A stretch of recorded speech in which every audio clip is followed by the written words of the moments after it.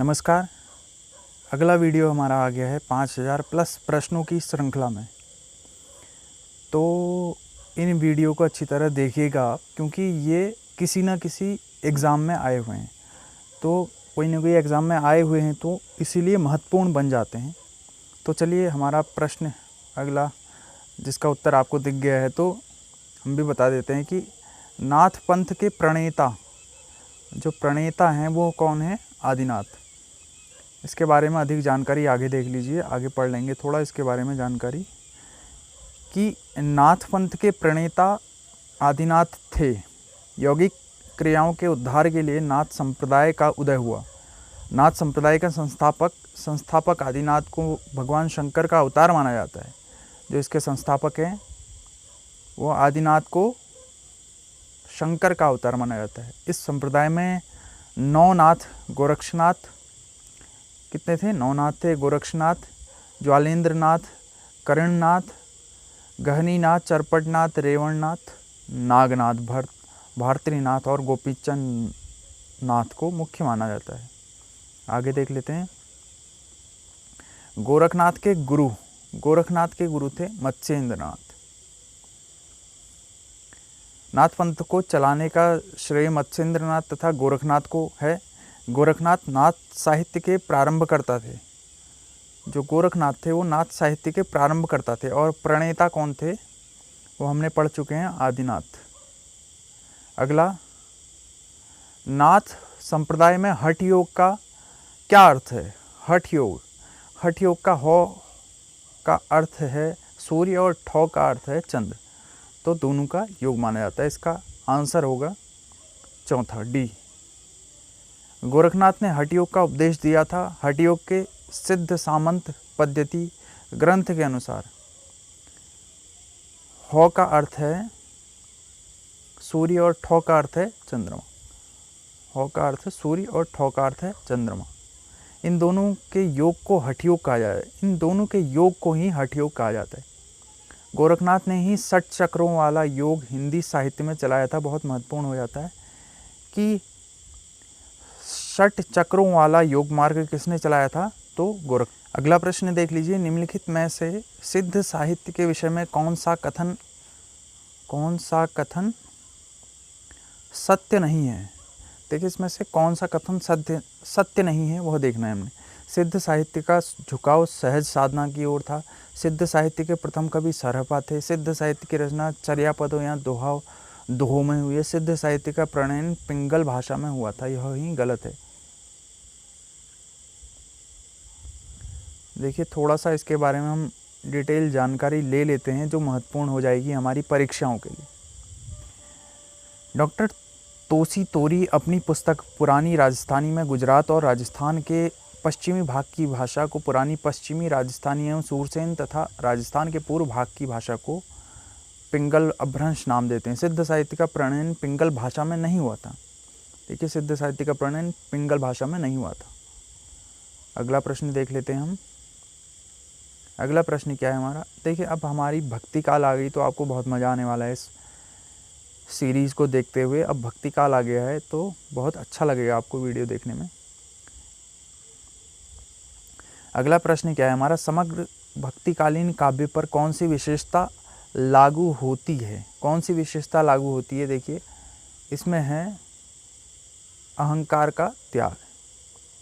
क्योंकि ईश्वरी लाला गायन तो होता है, जाति पाति का निषेध भी होता है, अवतार में विश्वास नहीं होता है, जाति पाति का निषेध होता है, ईश्वरी लाला गायन होता है।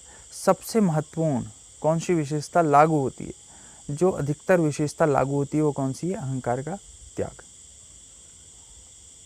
भक्तिकालीन कवियों ने ब्रह्म प्राप्ति में अहंकार को बाधक माना है, इसीलिए उन्होंने सर्वप्रथम अहंकार के त्याग पर बल दिया है। तो समग्र भक्तिकालीन काव्य पर अहंकार का त्याग की विशेषता लागू होती है। भक्तिकाल की समय सीमा, देखिए यहाँ पर भक्तिकाल की जो समय सीमा है वह डॉक्टर आचार्य रामचंद्र शुक्ल के अनुसार देख लेंगे इसको हम,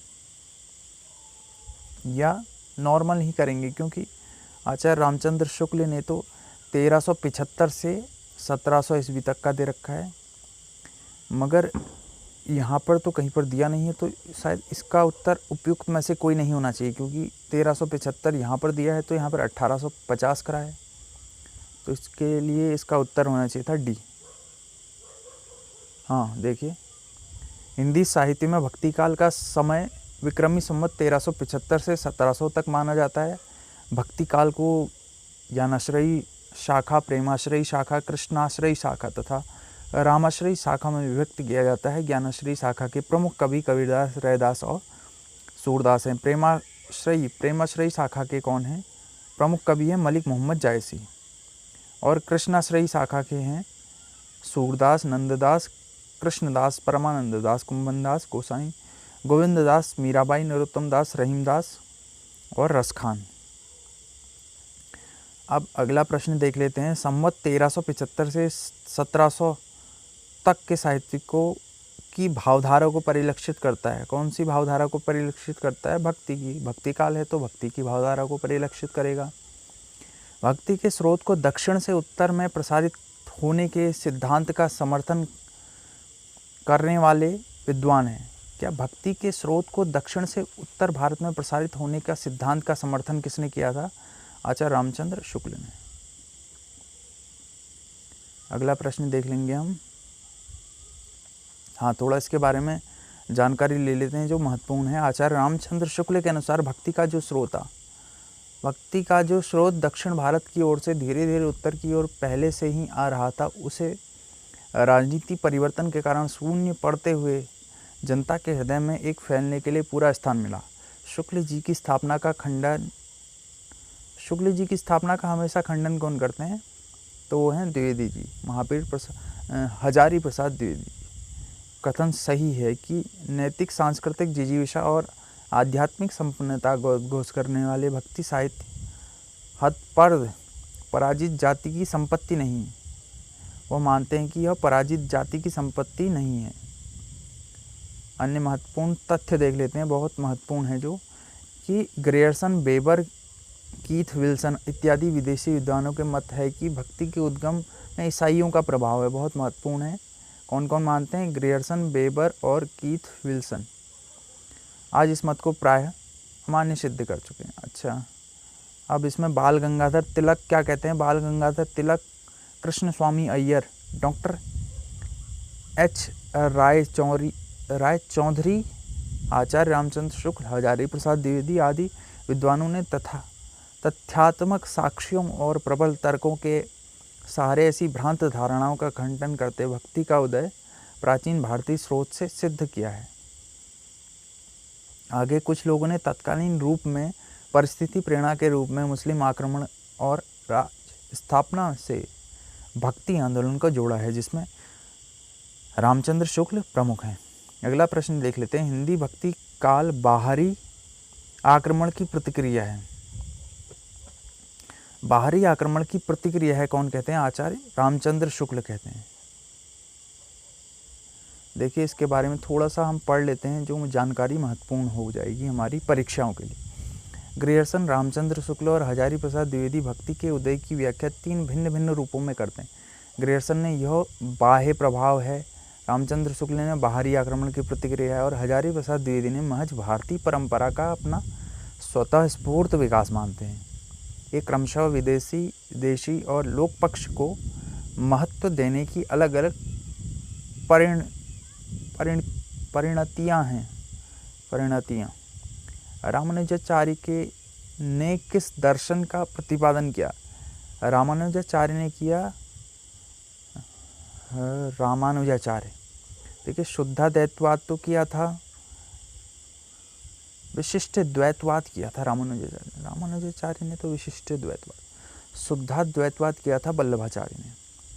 अद्वैतवाद किया था शंकराचार्य ने और द्वैतवाद किया था आनंदवर्धन या मध्वाचार्य ने। आगे इसके बारे में जानकारी मिल सकती है शायद हमको। हाँ देखिए, यह जानकारी है कि विशिष्टाद्वैतवाद संप्रदाय के प्रवर्तक रामानुजाचार्य हैं। इनका मत है कि ईश्वर ब्रह्म स्वतंत्र तत्व है, परंतु जीव ही सत्य है, मिथ्या नहीं। ये जीव ईश्वर के साथ संबंध है, उसका यह संबंध ही अज्ञान के कारण नहीं है, वो वास्तविक है। मोक्ष होने पर ही जीव की स्वतंत्र सत्ता रहती है। भौतिक जगत और जीव अलग अलग रूप से सत्य हैं, परंतु ईश्वर की, क्या कहना चाह रहे हैं, ईश्वर की सत्यता इनकी सत्यता से विलक्षण है।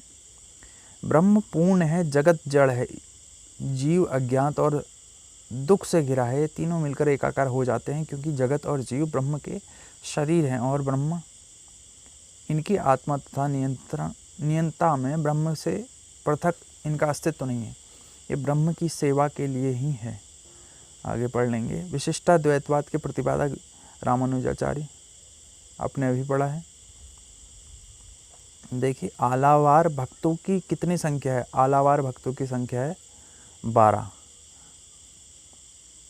आगे थोड़ा सा जान लेते हैं इसके विषय में हम जानकारी, जो हमारी परीक्षाओं के लिए महत्वपूर्ण हो जाएगी। देखिए, वैष्णव भक्ति के विकास क्रम में राम भक्ति सर्वप्रथम दक्षिण भारत के आलावार संतों की वाणी के माध्यम से प्रस्फुटित हुई और तदोपरांत उत्तरी भारत में उसका विकास हुआ। ये आलावार में 12 थे, आलावार संख्या में 12 थे। इसमें काठकोप अथवा नम्मालवार, ये षठकोप होना चाहिए, काठकोप नहीं, तथा नम्मालवार राम की पादुका के अवतार माने जाते हैं। बहुत महत्वपूर्ण है, राम की पादुका के अवतार कौन माने जाते हैं?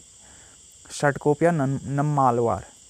सर्वप्रथम इनकी रचना तिरुवाईमोली में अनन्य राम भक्ति का वर्णन मिलता है। इनकी अन्य 3 रचनाएं और हैं, क्या हैं? तिरुविरुत्तम, तिरुवर्ग सरियेम तथा पेरी तिरुवंदादी। बहुत अजीब सा नाम है इनका, क्योंकि दक्षिण भारत के हैं तो इसीलिए थोड़ा सा नाम टफ है। सातवें आलावार केरल के चेरवंशी राजा कुलशेखर भी अनन्य राम भक्त थे। पेरुमाल तिरुभोईने में इनके राम भक्ति विषयक सरस गीत संकलित हैं। देखिए, इसे आप पढ़ लीजिएगा, थोड़ा और जानकारी है जो भी है। ये देखिए, बहुत सारी जानकारी है, इसे आप पॉज करके पढ़ सकते हैं, क्योंकि ज़्यादा बताने से टाइम ज़्यादा खपता है और कम जानकारी मिल पाती। देखिए, इसे आप लोग पढ़ सकते हैं। आलावार वैष्णवों की संख्या अभी बताया है 12 है। रामानंद की शिष्य परंपरा में आते हैं, तो रामानंद की शिष्य परंपरा में कौन आते हैं? रामानंद किसकी शिष्य परंपरा में आते हैं? तो वो हैं रामानुजाचार्य की शिष्य परंपरा में आते हैं रामानंद। निम्नलिखित में से कौन रामानंद की शिष्य परंपरा में नहीं आते लिखा है? तो देखिए, यहाँ पर मलुकदास है, क्योंकि मलुकदास रामानंद की शिष्य परंपरा में नहीं आते। रैदास आते हैं, नरहरिदास आते हैं, कबीरदास आते हैं। आगे थोड़ा जो इनके बारे में डिटेल है वो जल्दी से आपको पढ़ के सुना देता हूँ। आदि गुरु स्वामी रामानंद जी के 12 प्रमुख शिष्य थे, जो द्वादश महाभागवत के नाम से जाने जाते हैं। वे अनंतानंद, सुखानंद, योगानंद, सुरसुरानंद, गलवानंद, नरहरिनंद, भावानंद, कबीर, पीपा, रैदास, धन्नाचाट सेन भक्त। मलुकदास जी का जन्म इलाहाबाद के, मलुकदास जी के बारे में बता रहे, बहुत महत्वपूर्ण है। इलाहाबाद के कड़ा नामक गांव में हुआ था। ये स्वामी रामानंद के शिष्यों में नहीं थे। इन्होंने ज्ञानबोध, रत्नखान आदि, भक्ति विवेक आदि ग्रंथों की रचना की, जो बहुत महत्वपूर्ण हो जाएगी। निम्नलिखित में से कौन स्वामी रामानंद के शिष्य नहीं है? देखिए, इसमें से कौन सा नहीं है शिष्य? अनंतानंद, सुखानंद, रैदास, नरहरियानंद। अब इसमें से बताना है आपको, इनमें से कौन सा इनका शिष्य नहीं है। देखिए, अनंतानंद हमने पढ़ा था, सुखानंद हमने पढ़ा था, रैदास हमने पढ़ा था, नरहरियानंद नहीं पढ़ा था। तो इसका आंसर क्या होगा? नरहरियानंद।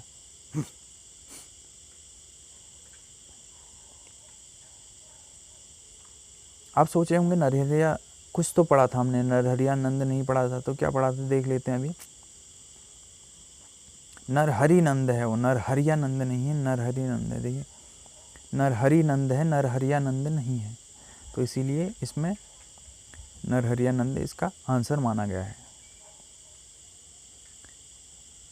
आगे देख लेते हैं। भक्ति काल को हिंदी काव्य का स्वर्ण युग सर्वप्रथम किसने कहा था? तो बहुत महत्वपूर्ण है, इसका आंसर क्या है? ग्रियर्सन ने।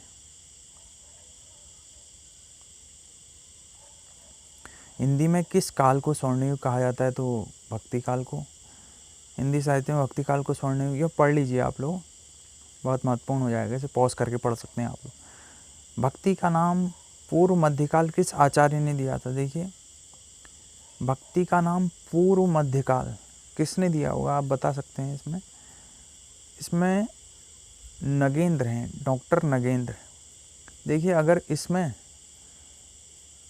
इसमें आचार्य रामचंद्र शुक्ल होता तो उनका आता, तो इसमें आचार्य रामचंद्र शुक्ल नहीं है, तो इसमें कौन है? डॉक्टर नगेंद्र हैं, जिन्होंने 1973 में हिंदी साहित्य का इतिहास नाम से संपादित की थी पुस्तक। देखिए, इन्होंने दे रखा है पूर्व मध्यकाल भक्तिकाल। आप इसे पढ़ सकते हैं, देखिए पॉज करके आप इसे पढ़ सकते हैं। नाभादासकृत भक्तमाल की भाषा कौन सी है? बहुत महत्वपूर्ण है, बहुत बार आया है प्रश्न। तो क्या है? ब्रज भाषा। अब जो भी होगा बड़ा सा लिखा हुआ उसे आप खुद पढ़ सकते हैं। देखिए, इसे पॉज करके आप लोग पढ़ लीजिए, महत्वपूर्ण हो जाएगा आप लोगों के लिए। भक्तकाल के रचनाकार भक्तमाल के रचनाकार हैं नाभादास। अगला, अष्टयाम किस भाषा में लिखा गया है? देखिए, अष्टयाम ब्रज भाषा में लिखा गया है, महत्वपूर्ण है। अष्टयाम के रचयिता तो नाभादास हैं। भक्तमाल के रचयिता नाभादास के गुरु का नाम? देखिए, नाभादास के गुरु का नाम था अग्रदास। यह भी महत्वपूर्ण प्रश्न हो जाएगा। आप देखिए, संत काव्य आ गया, बहुत महत्वपूर्ण है संत काव्य। तो संत साधना का साहित्यिक रूप कहाँ से मिलता है? प्रारंभ कहाँ से हुआ था? कह रहे हैं कि यह पटरंगपुर से हुआ था प्रारंभ संत काव्य का। संत साधना का साहित्यिक रूप, अधिकतर संत कवि महाराष्ट्र के हुए। संत साधना का साहित्य रूप जो महाराष्ट्र में पटरंगपुर है, वहाँ से प्रारंभ हुआ था। अब जो भी डिटेल होगी आप खुद पढ़ लीजिएगा, मैं आपको सिर्फ प्रश्नों के उत्तर बताता हुआ चलूँगा, और आप भी टिक कर सकते हैं इसमें कौन सा सही है। ज्ञानाश्रयी शाखा के प्रमुख कवि, तो प्रमुख कवि कौन से हैं? कबीरदास। अब इसको आप पढ़ सकते हैं, बहुत अच्छी जानकारी है, पॉज करके आप वीडियो पढ़ सकते हैं इसको। इसमें से ज्ञानाश्रयी शाखा के कवि नहीं है। देखिए, ज्ञानाश्रयी शाखा के कौन से कवि नहीं हैं? कबीरदास हैं, दादू दयाल हैं, धर्मदास हैं, तो अग्रदास नहीं है। अग्रदास किसके गुरु थे? नाभादास के गुरु से।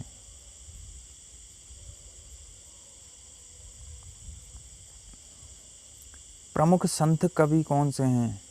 अभी हमने पढ़ा था, तो कबीरदास हैं इसके प्रमुख संत कवि। निम्नलिखित में से संत काव्य परंपरा के अंतर्गत न आने वाले कवि, देखिए न आने वाले कवि कौन से? कबीर तो हैं, दादू दयाल हैं और नानक भी हैं, तो इसमें से कौन होंगे? नंददास नहीं होंगे।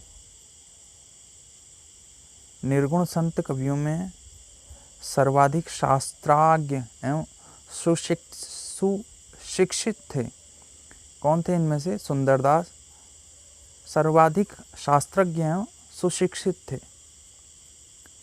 इसके बारे में जानकारी है, पढ़ लीजिए, बहुत महत्वपूर्ण है। पॉज करके वीडियो आप पढ़ सकते हैं इसको। आपसे मैं 4 ऑप्शन ही बताऊंगा, जो भी इसका डिटेल होगी वो आप पढ़ सकते हैं। देखिए, ये भी डिटेल है, इसको आप पढ़ लीजिए, बहुत महत्वपूर्ण है। निम्नलिखित में से संत कवियों में कौन संत कवि पढ़ा लिखा था? पढ़ा लिखा था, सुंदरदास पढ़ा लिखा था भैया। देखिए, इनमें से कौन कवि संत कवि नहीं है? देखिए, आप संत कवि नहीं है कह रहे हैं ना, तो रैदास तो हैं, कबीरदास तो हैं और तुलसीदास हैं, गुरु नानक हैं, जबकि तुलसीदास नहीं हैं इनमें से। तो इसका आंसर तुलसीदास होगा। तुलसीदास कौन से थे? राम भक्त कवि। यहाँ देख लीजिए, थोड़ा इसके बारे में डिटेल दी गई है। हरडे वाणी एवं अंगवधु किसकी वाणियों के संकलन है? तो दादू दयाल की वाणियों के संकलन है हरडे वाणी और अंगवधु। यहाँ पर आप लोग पढ़ सकते हैं इसकी डिटेल, वीडियो को पॉज करके। निर्गुण ज्ञानाश्रयी शाखा का दूसरा नाम संत साहित्य, आपने देख लिया है, तो यह संत साहित्य है इसका नाम, निर्गुण ज्ञानाश्रयी शाखा का नाम। इसे आप पॉज करके इसको आप पढ़ना ज़रूर, क्योंकि यह बहुत महत्वपूर्ण हो जाएगा आपके आने वाली परीक्षाओं के लिए। कबीरदास किस काव्यधारा के प्रतिनिधित्व करते थे? किस काव्यधारा का? संत काव्यधारा का। ज्ञानाश्रयी शाखा के कवियों को किस नाम से पुकारा जाता है? तो ज्ञानाश्रयी शाखा के कवियों को किस नाम से पुकारा जाता है? संत कवि। संत नाम किसने दिया? अच्छा प्रश्न आपने देख। संत काव्य नाम किसने दिया था? रामकुमार वर्मा ने। इन्होंने क्या दिया था? एक संत काव्य दिया था और सूफी काव्य भी इन्होंने ही नाम दिया था। निम्नलिखित में से कौन संत काव्य की विशेषता नहीं है? उनमें छांटिए। देखिए संत काव्य की विशेषता कौन सी नहीं है? गुरु का महत्व प्रतिपादित किया था, जाति पाति का विरोध किया, सगुण ईश्वर की उपासना संत काव्य की विशेषता नहीं है। देखिए संत काव्य की विशेषता कौन सी नहीं है? सगुण ईश्वर की उपासना, क्योंकि यह किसने किया था? ये कृष्ण भक्ति शाखा और राम भक्ति शाखा ने इसमें सगुण ईश्वर की उपासना की थी। आगे देख लेते हैं। निर्गुण काव्यधारा की प्रवृत्ति है। निर्गुण काव्यधारा की प्रवृत्ति क्या है? वात्सल्य रस की प्रधानता? नहीं। प्रकृति पर चेतन सत्ता का आरोप? नहीं। रूढ़िवादियों और बाह्य आडंबरों का विरोध? आश्रयदाताओं की प्रसन्नता तो नहीं है। रूढ़ियों एवं बाह्य आडंबरों का विरोध किया था निर्गुण काव्यधारा ने। देखिए निर्गुण काव्यधारा की प्रवृत्तियाँ आप पढ़ सकते हैं इसको, आगे इसके बारे में जो भी डिटेल दी गई है। देखिए महत्वपूर्ण प्रश्न है। रामचंद्र शुक्ल ने भक्तिकाल के निम्नलिखित कवियों में से सबसे कम महत्व किसको प्रदान किया था? वो है कबीरदास। जो रामचंद्र शुक्ल ने अपनी त्रिवेणी लिखी थी उसमें तुलसी सूर जायसी को तो स्थान दिया था और कबीरदास को नहीं दिया था। इसके बारे में और भी जो डिटेल है आप ये इसको आप पॉज करके पढ़ना ज़रूर, क्योंकि बहुत महत्वपूर्ण हो जाएगी आने वाली परीक्षाओं के लिए आपकी। भाषा बहुत परिष्कृत और परिमार्जित न होने पर भी कबीर की उक्तियों में कहीं कहीं विलक्षण प्रभाव और चमत्कार है। प्रतिभा उनमें प्रखर थी। किसने कहा था? आचार्य रामचंद्र शुक्ल ने। देखिए इन्होंने कबीर को माना तो नहीं था, त्रिवेणी में रखा नहीं था, मगर वह कह रहे हैं कि प्रतिभा उनमें प्रखर थी। बहुत महत्वपूर्ण हो जाता है। प्रतिभा उनमें प्रखर थी किसका कथन है? तो रामचंद्र शुक्ल का कथन है। सद्धुगढ़ी भाषा से आशय। देखिए आप सद्धुगढ़ी भाषा से आशय क्या है? जिसमें अनेक प्रांतीय भाषाओं बोलियों के शब्दों का मिश्रण होता है उसे ही सद्धुगढ़ी भाषा कहते हैं। क्योंकि जो संत साधक थे या जो संत साधना में लगे रहते थे वह अनेक जगह जाते थे, तो हर जगह से भाषाओं को बोलियों को अपने में ग्रहण कर लेते थे। इसीलिए सद्धुगढ़ी का मतलब है अनेक भाषाओं का मिलन, जो भी जहाँ जहाँ जाकर वो करते थे साधना। देखिए अजगर करे न चाकरी, पंछी करे न काम, दास मलूका कह गए सबके दाता राम। आप पूरी पंक्ति को याद करिए तो आपको समझ में आ जाएगा किसने कहा था। अजगर करे न चाकरी, पंछी करे न काम। तो मलूक दास की यह पंक्ति हैं और मलूक दास को आलसियों का समर्थक कवि भी जाना जाता है। आलसियों के समर्थक कवि के बारे में इनको जाना जाता है। ज्ञान बोध। देखिए ज्ञान बोध किसकी है? ज्ञान बोध है मलूक दास की। ज्ञान बोध यहाँ पर दिया गया है, देख लीजिए। ज्ञान बोध मलूक दास, और भी जो दिए गए हैं रतन भाव, ये भक्ति विवेक, बहुत सारी हैं, आप इनको पढ़ सकते हैं पॉज करके। आ ही गया भक्ति विवेक किसकी है? तो भक्ति विवेक भी मलूक दास की बहुत महत्वपूर्ण है, इसीलिए आया हुआ प्रश्न है। जो भी प्रश्न आ रहा है वह बहुत महत्वपूर्ण हो जाता है। रज्जब अली खां के गुरु। रज्जब अली खां के गुरु थे दादू दयाल। इसको आप पढ़ सकते हैं। कबीरदास के गुरु कौन थे? अब देखिए कबीरदास के गुरु थे रामानंद। तो इसमें रामानंद तो दिया नहीं है कहीं पर। कबीरदास के गुरु कौन थे? रामानंद दिया नहीं है, प्रश्न शायद गलत हो सकता है। हाँ, क्योंकि रामानंद तो दिया नहीं है, रामचंद्र जैसा लिखा है कुछ। थोड़ा सा पढ़ लें इसके बारे में। कबीरदास के गुरु रामानंद थे। रामानंद के शिष्य रहदास धन्ना तथा पीपा भी शामिल थे। रामानंद ने वैष्णव संप्रदाय के आचार्य राघवानंद से दीक्षा ली थी। रामानंदे राघवानंद से दीक्षा ली थी, उपयुक्त विकल्पों में कोई उत्तर सही नहीं है। ठीक है। कबीर के गुरु का नाम क्या था? अब यहाँ पर देख सकते हैं कबीरदास के गुरु का नाम था रामानंद। कबीर वाणी के डिक्टेटर हैं, यह अभिमत किस आलोचक ने कहा था? तो बहुत महत्वपूर्ण हो जाता है, बहुत बार परीक्षा में पूछा गया है, वाणी के डिक्टेटर किसने कहा था? हजारी प्रसाद द्विवेदी ने। देखिए यहाँ पर वाणी के डिक्टेटर हजारी प्रसाद द्विवेदी बहुत बार आ चुका है, तो इसीलिए बहुत बार प्रश्न भी पूछा जा रहा है। कबीर वाणी के डिक्टेटर थे। कबीर को वाणी का डिक्टेटर किसने कहा? हजारी प्रसाद द्विवेदी ने। आचार्य हजारी प्रसाद द्विवेदी ने वाणी का डिक्टेटर किसे कहा? कबीरदास को। अगले प्रश्न में बढ़ लेते हैं हम।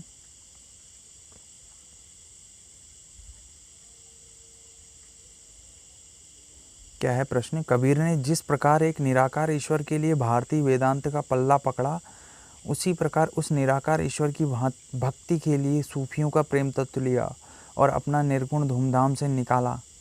यह किसका कथन है? यह है हमारा आचार्य रामचंद्र शुक्ल का कथन। बहुत महत्वपूर्ण है, याद कर लीजिएगा। तो आप इसके बारे में थोड़ा सा डिटेल है वो पढ़ सकते हैं वीडियो पॉज करके। देखिए अगला प्रश्न क्या है कि तुम जिनी जानव गीत है यह निज ब्रह्म विचार। देखिए यहाँ पर कह रहे हैं कि तुम जिसे गीत जान रहे हो, यह क्या है? यह निज में ब्रह्म का विचार है, अपने आप में ब्रह्म का विचार है। यह कथन किसने कहा था? यह कथन कहने वाले थे कबीरदास। अगला प्रश्न देख लेते हैं। यहाँ पर जो भी इसकी डिटेल है वो आप ज़रूर पढ़िएगा, क्योंकि आने वाली परीक्षाओं के लिए आपको महत्वपूर्ण सामग्री इससे मिलेंगी। देखिए फिर से, मसी कागज़ छुयो नहीं, कलम गयो नहीं हाथ।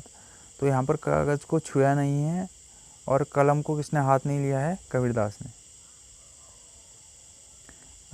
यहाँ पर थोड़ा सा डिटेल है जो आप लोग पढ़ सकते हैं वीडियो पॉज करके। आगे जानेंगे इसके बारे में और जानकारी। कबीर की वाणियों का संग्रह बीजक कहलाता है। इसके कितने भाग हैं? तो बीजक के हैं 3 भाग, साखी, शबद, रमैनी करके। देख लीजिए, आपको यहाँ पर मिल जाएगा। सूफी काव्य आ गया है, बहुत महत्वपूर्ण है। हिंदी का प्रथम सूफी कवि। देखिए यहाँ पर सूफी कवि किसको माना जाता है? मुल्ला दाऊद को प्रथम सूफी कवि माना जाता है। अगर किसी के बारे में दिया ना हो कि किसने किसको कहा है, तो मुल्ला दाऊद को प्रथम सूफी कवि माना जाता है। देखिए जो डिटेल यहाँ पर दी हुई है वो बहुत महत्वपूर्ण है, आप पढ़ सकते हैं वीडियो पॉज करके। देखिए सूफी काव्य पद्धति का अंतिम ग्रंथ कौन सा है? तो यह है यूसुफ जुलेखा। यूसुफ जुलेखा सूफी काव्य पद्धति का अंतिम ग्रंथ है। इसके बारे में देख लेते हैं, थोड़ा सा इसके बारे में जानकारी ले लेते हैं, क्योंकि ये बहुत ही महत्वपूर्ण है। जो परीक्षाओं में इससे प्रश्न आ सकते हैं। तो सूफी काव्य पद्धति का अंतिम ग्रंथ यूसुफ जुलेखा है, जिसकी रचना 1790 में नवाब शेख निसार ने किया था। शेख निसार की है। कासिम शाह कृत हंस जवाहिर की पद्धति पर इन्होंने भी अपने प्रेमाख्यान का नाम यूसुफ जुलेखा रखा था। किसके लिए? कासिम शाह कृत हंस जवाहिर की पद्धति पर रखा था इन्होंने यूसुफ जुलेखा नाम, जिसमें प्रेमी यूसुफ का नाम पहले और प्रेमिका जुलेखा का नाम बाद में। इस काव्य के नायक नायिका काल्पनिक नहीं है। यूसुफ का वृत्तांत क्या है? यूसुफ का वृत्तांत कुरान में आया है। कुरान का 12 सूरा यूसुफ के नाम से पुकारा जाता है। कुरान शरीफ में उसी यूसुफ नामक व्यक्ति की प्रेम कथा शेख निसार ने अपने काव्य यूसुफ जुलेखा में लिखी है। ये कुरान की कथा है, देख लीजिए। मनसवी शैली में लिखी गई इस कृति में आसुफउद्दौला की प्रशंसा की गई है, क्योंकि उन दिनों ही वही शाही वक्त का अर्थ होता है कि जो उस समय राजा होता है उसे शाही वक्त कहते हैं। यूसुफ जुलेखा की भाषा जनपदी अवधि और कथानक में अलौकिकता की भरमार है। पद्मावत 1540 में मलिक मोहम्मद जायसी द्वारा मृगावती 1503 में आगे इसके बारे में इतनी जानकारी जो महत्वपूर्ण है। तो प्रश्न हमारा क्या था कि सूफी काव्य पद्धति का अंतिम ग्रंथ कौन सा है? तो वह है यूसुफ जुलेखा। आगे बढ़ लेते हैं हम। अगला प्रश्न ले लेते हैं। अगला प्रश्न क्या है? सूफी प्रेमाख्यान रचनाओं की भाषा कौन सी है? देखिए इसकी भाषा अवधी थी। जो सूफी प्रेमाख्यान रचनाओं की भाषा थी वह अवधी थी। इसके बारे में पूरी जानकारी आप वीडियो पॉज करके इसे ज़रूर देखिए। सूफ़ी कवियों का सबसे प्रिय अलंकार समासोक्ति था। समासोक्ति आपको शायद दिख भी गया होगा। हाँ, तो आपको दिख भी गया है तो आपने खुद टिक करना है इसमें, प्रश्न का उत्तर इसमें क्या हो सकता है और कितने आपके सही हो रहे हैं। इसमें से सूफ़ी काव्यधारा के कवि कौन नहीं हैं? देखिए कौन नहीं है, तो मुल्ला दाऊद हैं, जायसी हैं, कुतुबन हैं, तो नामदास नहीं है, नामदास। प्रेम मार्गी कवि नहीं है, तो अभी सूफी पूछा था, अभी प्रेम मार्गी पूछ लिया, तो इनमें से कौन से नहीं है? सूरदास नहीं है। सूरदास कृष्ण काव्यधारा के कवि थे। प्रेमाख्यान काव्य परंपरा सूफी कवियों का मुख्य दर्शन है। तसव्वुफ, अरे आपने प्रश्न देख लिया, इसका उत्तर देख लिया, मगर फिर भी प्रेमाख्यान काव्य परंपरा सूफी कवियों का मुख्य दर्शन है, तसव्वुफ।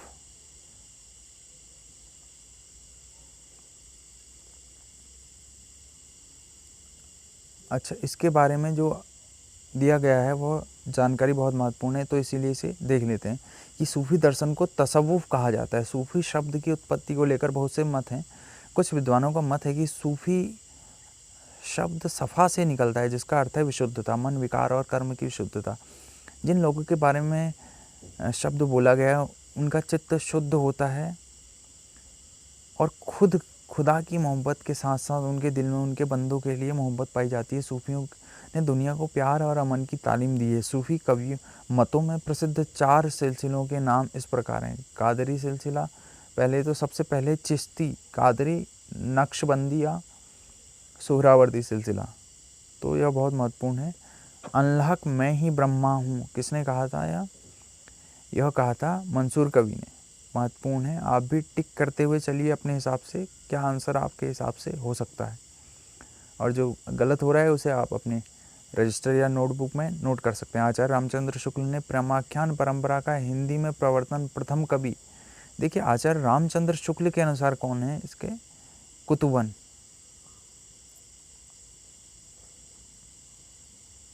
यहाँ पर देख सकते हैं कुतुबन की मृगावती है। बहुत महत्वपूर्ण प्रश्न है।